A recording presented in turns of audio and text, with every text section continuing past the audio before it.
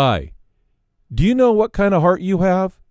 Is it hard or is it soft? Stick around and we'll explore that on this episode of Den Talks. Hi, Steve Johann here. Let me ask you a question. How do you know you're deceived? Answer, you don't, because you're deceived.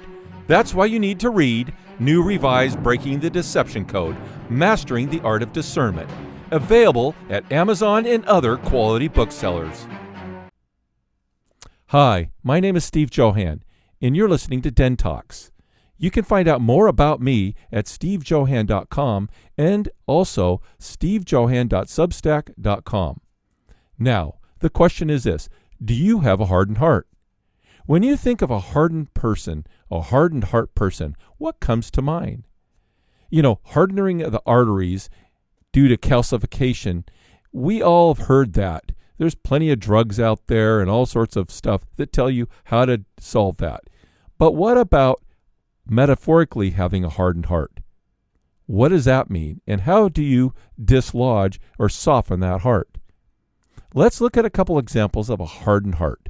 The first is the Grinch. The famous fellow in The Grinch Who Stole Christmas. We are told he had a very small, tiny little heart. So small that he went down and stole all the presents out of Whoville.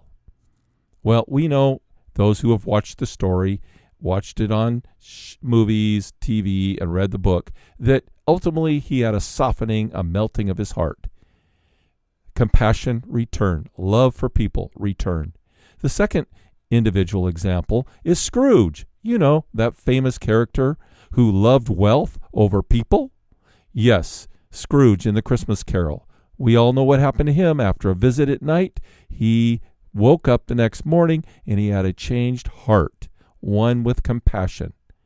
Now let's look at a few scriptures. Well, before that, let me ask you this. What is the cause of wars? Why do people kill each other?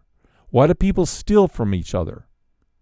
Well, I would say is because those individuals involved in such things have a hardened heart that lacks empathy, lacks mercy, lacks compassion, lacks care, lacks love. They have a hardened heart. So let's look at a few scriptures for a moment to see what we can glean concerning having a hardened heart. The following relates to Moses and Pharaoh, found in Exodus 4:21. And the Lord said unto Moses, when you goest to return into Egypt, yes, this is King James, see that thou do all those wonders before Pharaoh, which I have put in thine hand. But I will harden his heart, that he shall not let the people go. Exodus 7:3. And I will harden Pharaoh's heart, and multiply my signs and my wonders in the land of Egypt. Exodus 7:13. And he, God, hardened Pharaoh's heart, that he hearkened not unto them, as the Lord had said. Now here we see God hardening the king's heart. Most know that story. You've watched the 10 Commandments. You've read the passages, probably in a children's book. But the Pharaoh had to be hardened. Why? Because God needed Pharaoh to drive the Hebrews out of Egypt, so he could fulfill his promise to Abraham and his descendants that he would give them a land of for themselves. Therefore, God didn't just arbitrarily harden the king's heart. He chose this specific Pharaoh at this specific time, and there is a reason for that. Let's go back to the beginning. Exodus 1, verse 6. And Joseph died, and all his brethren, and all that generation. And the children of Israel were fruitful, and increased abundantly, and multiplied, and waxed exceedingly mighty, and the land was filled with them. Some say up to 400 years they lived there in that land, in harmony with the Egyptians. Now there arose a new king over Egypt, which knew not Joseph. Key, knew not Joseph. He had forgotten the blessings that Joseph and the God of Joseph brought upon the nation of Egypt. And that king said unto him, unto his people, Behold, the people of children of Israel are more and mightier than we. Come, let us deal wisely with them, lest they multiply, and come to pass that when they are falleth out of any war, they join also unto our enemies and fight against us, and so get them out of the land. Therefore they did not set over them taskmasters to afflict them with their burdens. Ah, here we see God waited to find the person for the job. Many generations went by from the first Pharaoh who Joseph worked with to this person. This king forgot what Joseph did for Egypt. You must go back to Genesis to find out how Joseph saved Egypt. Just take some time and read it. But Joseph was honored among the kings of the people of Egypt for many generations, as I just said. But God needed the Hebrews to leave Egypt. He no longer wanted them there. So the point is this, 2 points. Pharaoh was already had a hardened heart. It wasn't like God just, that's the guy, I'm going to harden his heart. No, the Pharaoh already hardened his heart towards God in the work of God. He forgot, he neglected what God had done for his people. He didn't honor the work of Joseph, much less the work of God through him. He was self-centered, egotistical. Look at me, I am the king, I am God. It's all about me. Thus God used him, hardened his heart even further, so that he could chase the Israelites out of Egypt. So there was a dual purpose. One, he had hardened his heart already, so God said, I have a willing tool to. Then 2 was to chase the Israelites out of Egypt. Guess what? When we resist doing what is right, and we become puffed up with pride and self-importance, we too can forget who God is.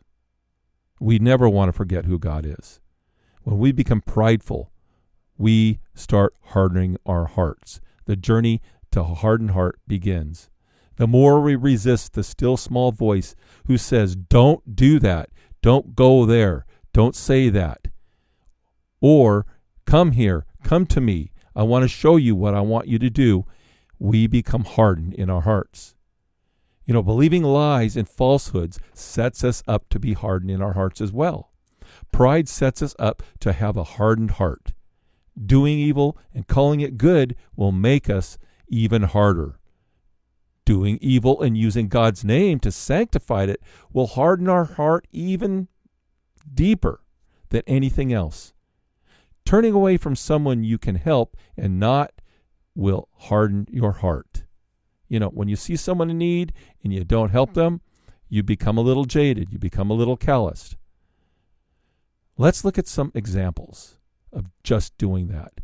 Deuteronomy 15:7 says, If there be among you a poor man of one of your brethren within any of the gates in thy land, which the Lord thy God giveth thee, thou shalt not harden thine heart, nor shut thine hand from thy brother. Here we are told to not harden our hearts towards the poor or the needy amongst us or abroad. There's massive amounts of verses that go far deeper into that. But doing so, ignoring the pleas of those around us who have needs, goes against God's will. And here we see we have a choice to turn away and ignore or play the part in helping them out.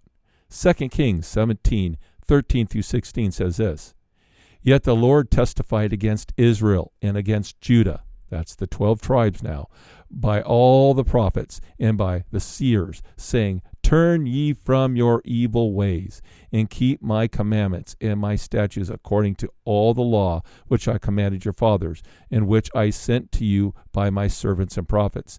Notwithstanding, they would not hear, but hardened their hearts, like the neck of their fathers, i.e., those who were in the desert, that did not believe in the Lord their God. And they rejected his statutes and his covenants that he made with their fathers, and his testimonies which he testified against them. And they followed vanity, That's right, vanity, pride, and became vain, and went after the heathen ways, and round about them concerning whom the Lord had charged them that they should not be like. And they left the commandments of the Lord their God, and made them molten images, even 2 calves, and made a grove, and worshipped all the host of heaven, and served Baal. Here we see the nation of Israel turned away from the God who brought them out of Egypt, who gave them a promised land, who provided for them, who was in the pillar of fire and the pillar of smoke, and now had probably a temple and all this, and they chose to worship idols and gods made by hand, and the gods of those who lived around them, rather than the God above, which hardened their hearts towards him. They could no longer see or touch or feel or even experience that wonderful relationship with God, because they hardened their hearts by worshiping fleshly desires reflected in the idols. When we turn away from God tells us to do and choose our own path, we deliberately harden our hearts. We see that here in this scripture. When we stop honoring our spouse, stop honoring our parents, stop honoring our co-workers, our children, etc., we become harsh towards them, and we become jaded. We become calloused, hardened in our heart. The flip side of this is when our child or spouse or co-worker does not show us honor, but abuses us and takes advantage of us, or our hearts, guess what? Our hearts grow cold. Our hearts grow hard. We shut them off emotionally. We become frigid, hard, uncaring. We begin to seek out other means to find respect and honor in our lives, and to find love, often in the wrong places. Thus, we can become very cold. So we can be harsh towards those around us because they were harsh towards us. Consequently, wounded people wound other people. Children who have been wounded by their home life when they grew up often grow up to duplicate those same dynamics in their own home or towards others. They will even vent their anger and their hardness to the entire world via wars, embargoes, social media lockouts, and a myriad of other ways that we see in our news every day. Show me a man who loves war, and I will show you a man devoid of love, devoid of care, devoid of empathy. You are looking at a hard-hearted individual. Show me a CEO who fires his employees or her employees while gaining more shares of stocks for themselves, and I will show you a hard-hearted individual. Show me a CEO of a weapons manufacturer, and I will show you a hard-hearted individual. You can't build bombs, and that's including the employees there who work at these factories, and say, I'm doing God's work, that I love my neighbor. You cannot say making a living off of the destruction and bloodshed anyway, whether it's serving in the armed forces or any other agency, is doing good. Yes, there are many people who claim Jesus as their Lord who work in such places, but unfortunately they are deceived, having become calloused. They are hardened in their hearts, so they do not have to consider the ways that their actions and their outcomes and the things that they build have on other people. These are but a few examples of hard-heartedness. I could expound 1,000 ways, but I will not.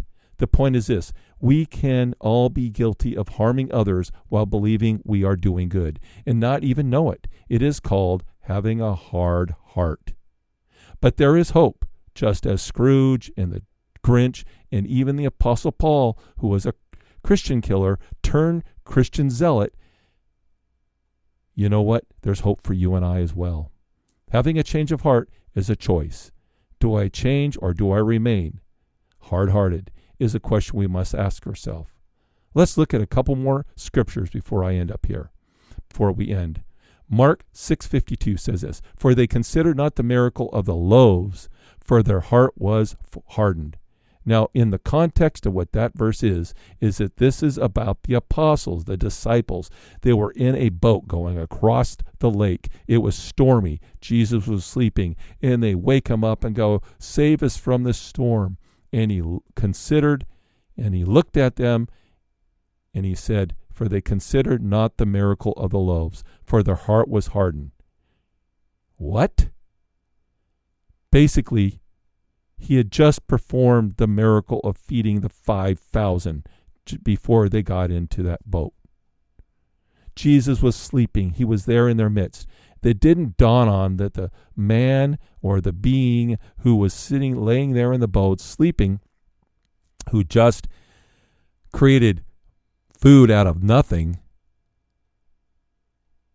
couldn't take care of the storm and keep them protected. Nope. They were reverted right back to their fleshly ways, and they were fearful, and they had little faith, if no faith. And that's why they were chastised for being hard-hearted. This means no matter what we think we believe, we can still not be listening and noticing God and what he's doing. When God shows up and does a miracle, and you ignore it because you have biases, then your heart grows cold. It becomes hardened. When shown our wrongness and we say, I haven't done anything wrong, now you're hardening your heart. When our beliefs collide with the truth, we must choose truth. But if we hold the beliefs that contradict the truth, we are hardening our heart. Justifying our actions that are opposite of that of Jesus is hardening our heart.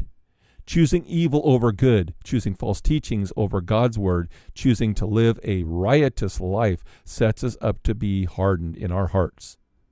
Here's 2 scriptural references. Hebrews 3:8, harden not your hearts, as in the provocation in that day of temptation in the wilderness. He's going right back to the story. The Hebrew writer in the New Testament is pointing back to the story of the Israelites who hardened their hearts. He's saying, don't be like that. Hebrews 3:13, but exhort one another daily while it is called today, lest anyone become hardened through the deceitfulness of sin. So all the things I've talked about cause a bringing about of hardening of heart. Sinfulness brings about a hardening of heart. We must take to heed what the scriptures and life teach us. Most governments operate from a hard-hearted position, as do those who are supposed to represent us in these positions of power. They love power. They love profits. They love controlling people. Hardly what I would call loving. These are hard-hearted people. They love to manipulate, connive, and control. Governments have caused more death than any other thing combined. And which includes all the people who were working for the government who justify their actions in carrying out the orders of their leaders. If everybody in America who works for the government said, I am not going to do what's wrong towards if I love my neighbor as myself, I will, or do unto others as I would have them do unto me. If they operated that way, we wouldn't have anybody saying when our Trump or whatever president says, we're going to war, nobody in the military, nobody in any position would say, no, we're not. They couldn't do a thing. There wouldn't be any more wars. And I'm talking our own country, but if every country did the same, we wouldn't have wars. Right now, at this recording, the United States has waged war against another country. This is the 7th country we've brought terror, destruction, and death and dismemberment to since September 2001. Talk about hard-heartedness. Do you not think God will judge all who, when we die, for the actions that we've done towards others? The devil and all his spiritual forces of darkness are hard-hearted, as are those who partner with them to bring about death and destruction in all its forms. Meanwhile, our job is to not harden our hearts to the cries of the crushed and violated. Our job is to cry such atrocities and destruction. My job is to stand against and call out evil for what it is, to encourage you to stand up for what is right, and to be softened in your heart, not hardened. Let me finish off with this. Isaiah 57:15. For thus saith the high and lofty one that inhabiteth eternity, whose name is holy. I dwell in the high and holy place, with him also that is of a contrite and humble spirit, to revive the spirit of the humble and to revive the heart of the contrite ones. He's saying, if you are broken and contrite, if you are soft, if you are caring, that's where I will dwell. God will dwell. He'll inhabit us.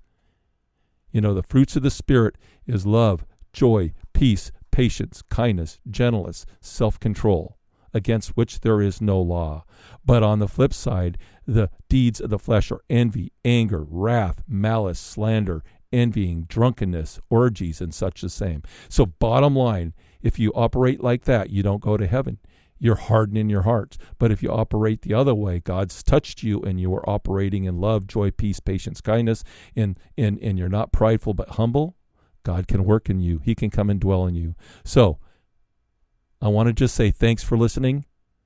Remember to share, subscribe, and you can find me at stevejohan.com or stevejohan.substack.com. Until next time, may God soften your heart so that you may be a useful instrument in His cause to change this world for the better.